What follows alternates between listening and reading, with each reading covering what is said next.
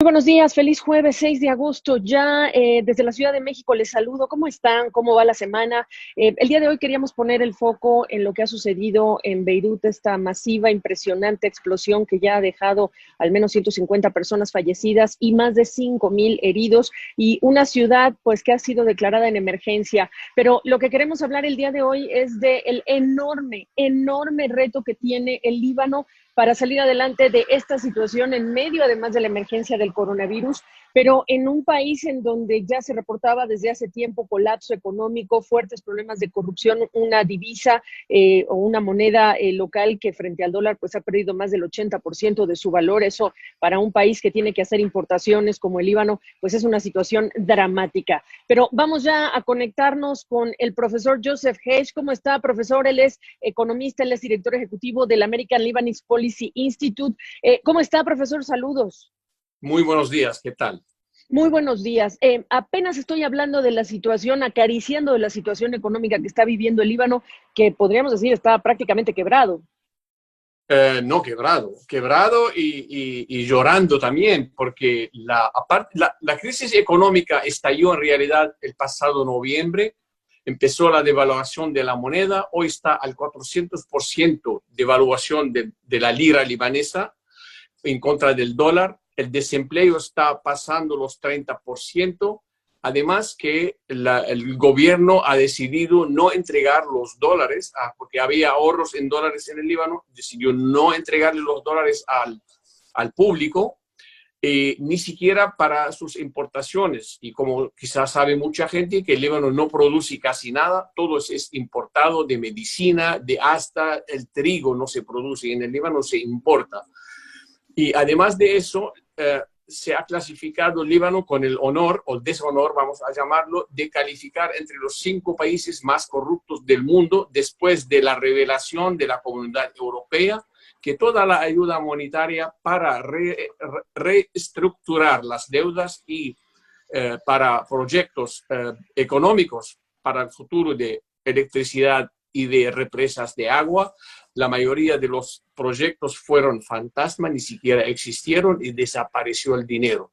Ahora la Banca Mundial, el Fondo Monetario Internacional, además de la Comunidad Europea y Estados Unidos, han puesto condiciones al gobierno para que ponga un plan de reestructuración y de reformas gubernamentales y reformas de la deuda. Y en este momento llega la explosión esta, y en realidad el resultado, las consecuencias van a ser desastrosas. El puerto de Beirut es un puerto clave, no nada más para el Líbano, pero para Siria, para Jordania y para Irak también. El transporte marítimo en el Mediterráneo es menos costoso descargar los contenedores en el puerto de Beirut y cargarlo con camiones a estos países, incluyendo al Líbano. Los silos del trigo del Líbano tienen siempre un suministro para 6 meses para la producción del pan en el Líbano. Se derrumbó completamente y se quemó el trigo. Todas las importaciones de las medicinas que habían llegado en los últimos 15 días quedaron quemadas en el puerto.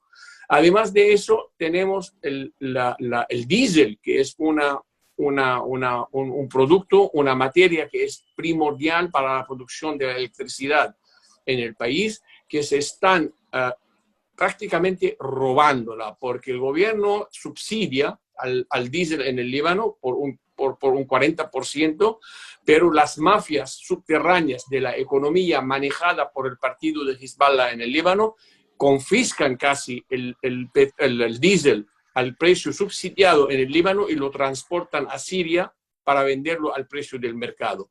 Así que entre la corrupción, entre la devaluación de la moneda, entre el desempleo muy alto, además que el Líbano está el número 3 en el mundo en deuda externa en relación con el Producto Interno Bruto. Del Producto Interno Bruto, el Líbano recibe 17% de su Producto Interno Bruto, son remesas de los libaneses en el extranjero. Es el segundo después de México. Por lo tanto, no es gratuito que el ministro de Finanzas o de Hacienda del Líbano hace unos días, o hace unas horas, mejor dicho, declarara a la prensa canadiense, por cierto, que necesitan ayuda, que lo que necesitan es al mundo, y necesitan al mundo porque además hay que recordar que nosotros estuvimos reportando el año pasado la serie de protestas de los ciudadanos por Sí, parte de lo que está usted contando, el tema de la corrupción, por un lado, también el tema de la inflación, que estamos hablando de una hiperinflación, este hiperinflación. problema de, exacto, el problema del suministro eléctrico, ahora la gente no tiene ni para pañales, y ya que se habla de Beirut como una ciudad de desastre, con una situación de emergencia, con 30,000 desplazados, y desde el año pasado viendo libaneses salir de su país porque no encuentran manera de ver un horizonte, digamos, de progreso, la pregunta que yo le hago es: ¿de qué va a vivir el Líbano? Esta es una etapa de reconstrucción. ¿De qué ha vivido el Líbano? Mira, no, es de las remesas de los libaneses. El Líbano vive de las remesas de los libaneses. No hay un libanés que no tiene familia que le manda, pero el gobierno ha saqueado en realidad. Los políticos han saqueado al país completamente. Y si la ayuda primera, con todo el desastre que hay, con toda la miseria que hay, ayer el público en las televisiones pidiendo, no pidiendo dinero, tampoco pidiendo ayuda, pidiendo a que se confisquen las riquezas ilícitas de los miembros del gobierno y que se vaya el gobierno antes de reformar. Entonces, estamos a las puertas de que se declare un estado fallido, de una convulsión social mucho más grave de lo que estamos viendo ahora.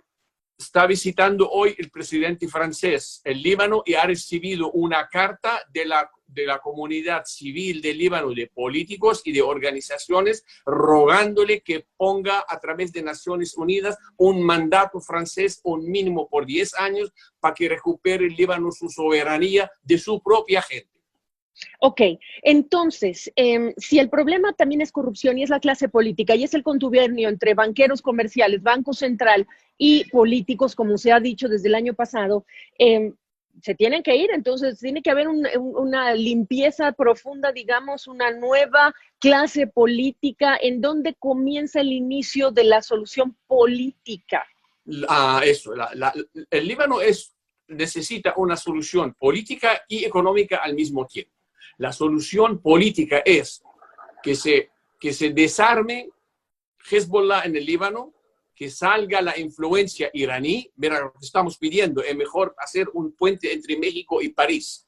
Que entre estas dos, la base de iniciar, porque el gobierno que está controlado por Hezbollah tiene una economía negra subterránea para su propia gente y para Irán y para Siria. Entonces, Hezbollah está traficando con las divisas y los dólares que existen en el Líbano para el pueblo libanés, depósitos ganados a través del mundo de libaneses que trabajan, lo han confiscado, lo están usando en una economía subterránea o negra, como la vamos a llamar, para poder mantenerse en el poder y mantener un ejército más fuerte que el ejército libanés.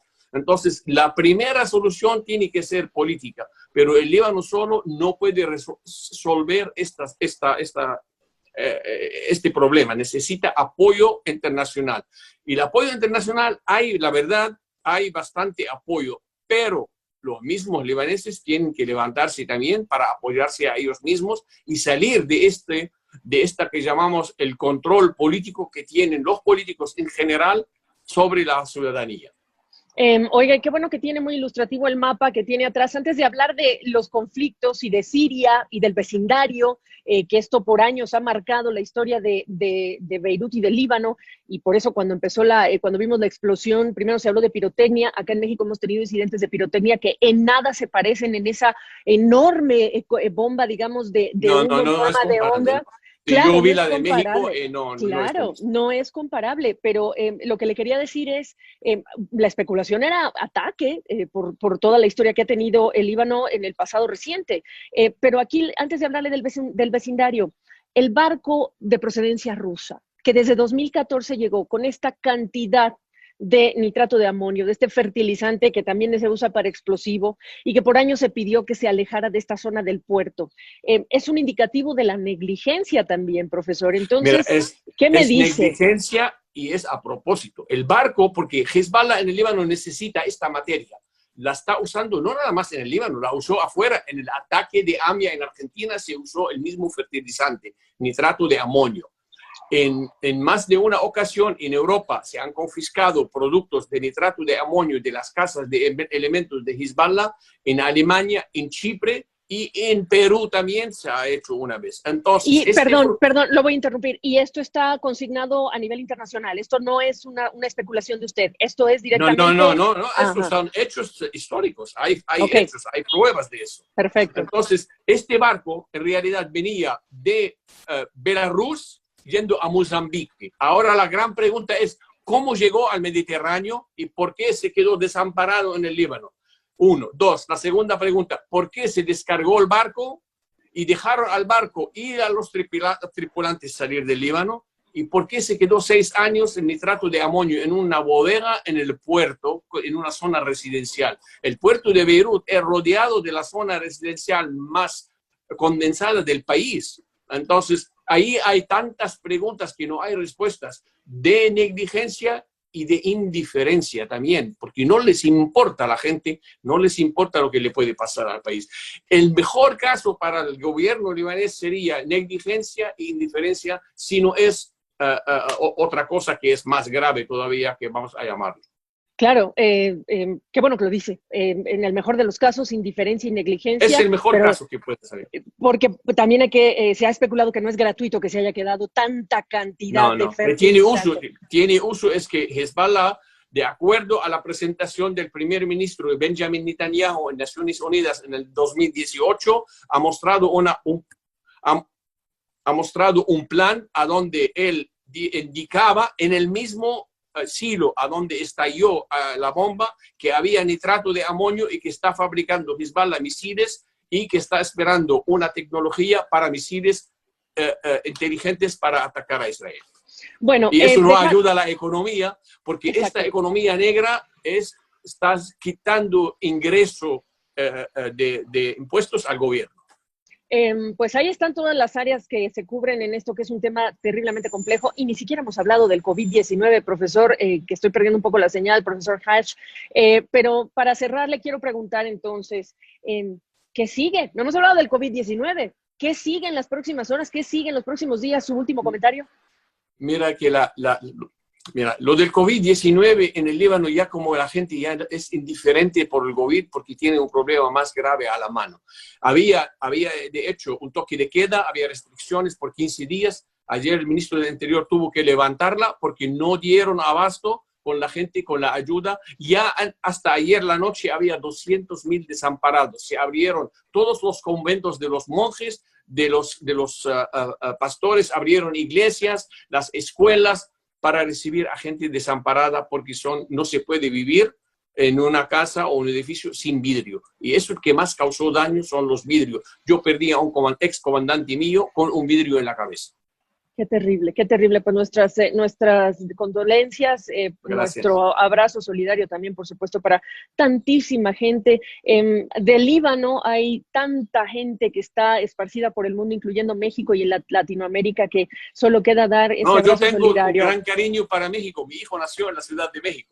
Bueno, pues imagine cómo sentimos nosotros. Yo tengo también conocidos amigos que también están en el nivel educativo, en el sector educativo allá en el Líbano, y pues un abrazo, que saben ellos que lo que viene pues es desde un fondo muy profundo, desde donde hay que partir para hablar de reconstrucción y acaso de la reconstrucción progreso. Es la clave ahora para al menos bajar el desempleo, para que la gente pueda que subside al menos la vida diaria de los libaneses. Exactamente. Profesor, le agradezco todos estos comentarios. Con mucho gusto. Hasta pronto. Gracias.